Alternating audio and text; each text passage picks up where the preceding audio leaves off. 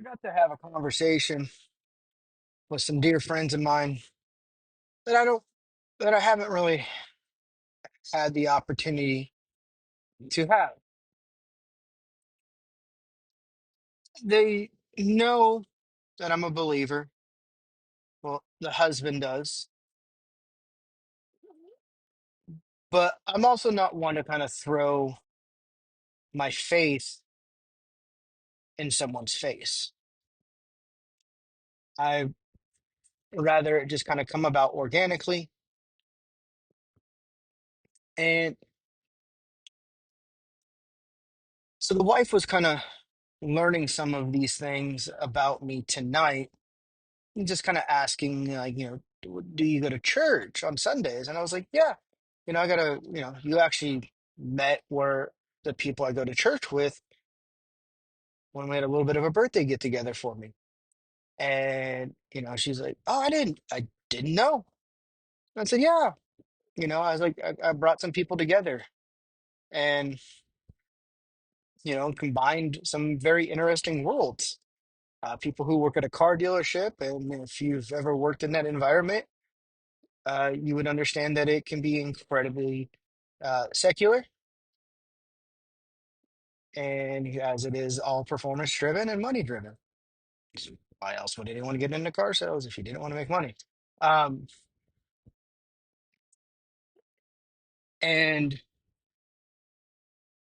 I had some friends from church, all combined in one spot.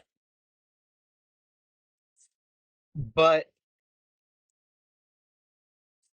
as I'm driving home, kind of recalling this conversation, because the wife she's like, so, like, are you a man of God? Like, that's kind of the feeling, or the vibe that I get from you.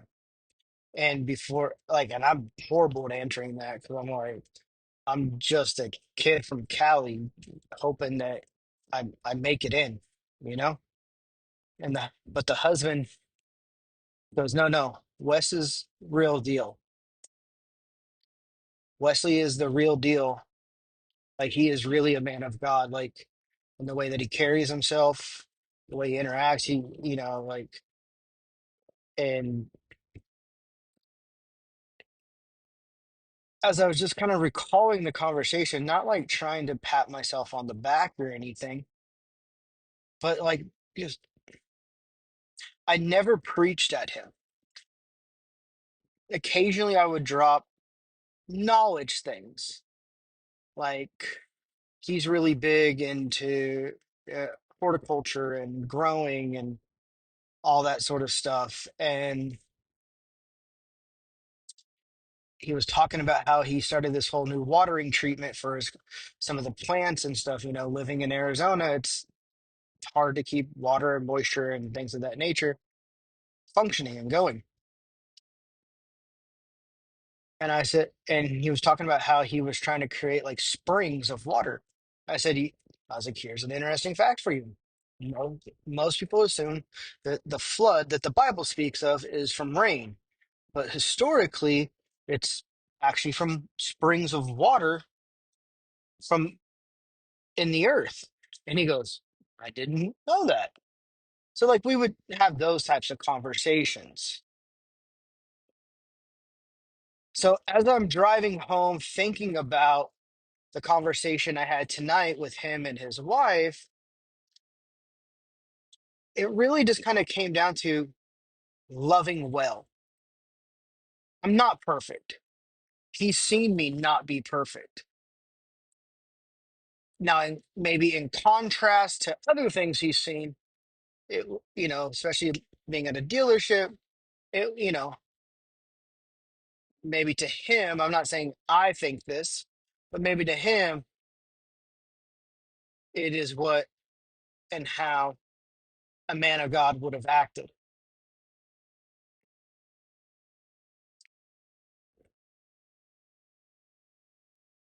And, but all I did was love his family, him and his family. And I can remember the first time I actually really got to meet his wife, and it was when she was very pregnant. and they needed help picking up a changing table. And I was like, dude, I got this. I got a truck. Let's do it. So we met really early on a Sunday morning before our shift started, and we went and picked up the changing table. And we got back, and we both kind of looked at the changing table going, yeah, this would have fit in her car if whoever she had help, pick it up would have turned it. But hey, I'm happy.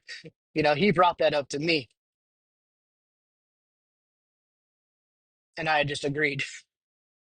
But just loving them, being with no reason other than I see them as friends. And so when the baby was born and they finally come out of the hospital, I sent them dinner. And I said, what do you want? Tell me what you want from where, and it'll be delivered to your house. And I sent them dinner, and they brought that up tonight. She's like, we went out to dinner the other night at the restaurant that you bought us dinner from. And I didn't realize how much all that cost. On top of that, you had it delivered. And I was like, hold on, don't give me all the credit. Somebody else helped. And they're like, we know, but no one that we know thought of that. And he goes, Wes, that is not a normal way of thinking. I said, it is for me. It is for the people that I'm used to being around, the church family I know of. And he goes, I was just telling her that's the people you're used to being around do these sort of things.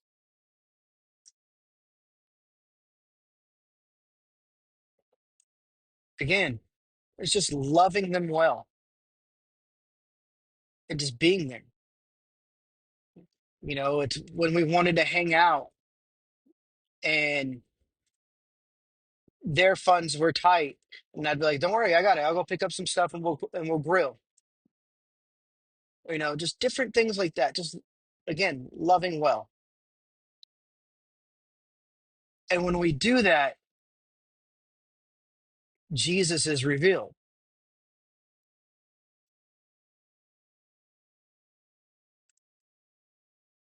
And as I was driving home, I could just hear the Lord whisper, it's not about perfection, it's about love. You being perfectly well behaved does not reveal Jesus any more than you buying McDonald's makes you a Big Mac. It just doesn't. But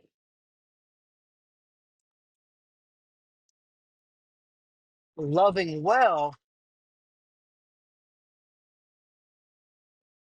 does reveal Jesus.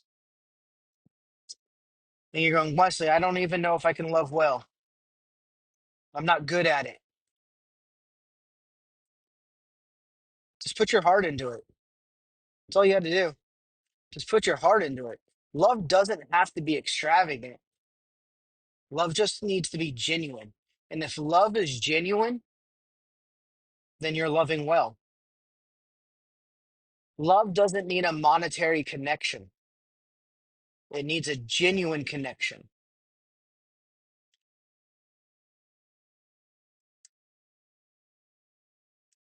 And again, it doesn't need to be perfect. It just needs to be love. So I would want to encourage you,